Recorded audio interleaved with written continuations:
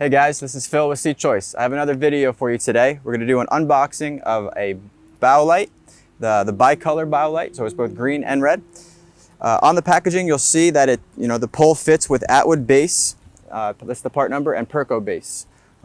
Today we're working on a low roughneck, which has a Attwood base. So this boat was made with an Attwood base, as you can see here. And this is just a universal Seachoice light, universal to some extent, working with Attwood and Perco, and some of the other Seachoice bases as well. So what we want to do is just find out, does this fit, and how's the connection? So very basic, right? We're just going to put the pole into the socket, right? Slide it down. Fits perfectly, really snug. It doesn't wobble, right? You want to avoid the wobble. You can see both the starboard and the port lights are visible.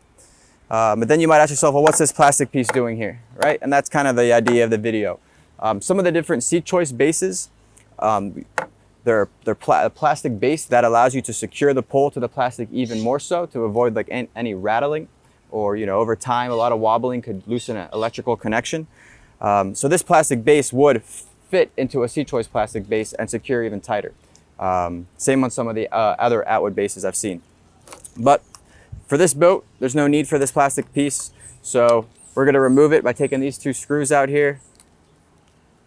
So plastic piece came right off, easy. I'm going to put the fasteners back in there because they kind of act as some resistance when the pole's inside the socket. All right, so just like we found it, but minus the unnecessary plastic piece. So for demonstration, one more time. We're gonna put this in the socket. Lights up nicely, very limited wobble, and you're good to go. Thanks for watching. See you on the water.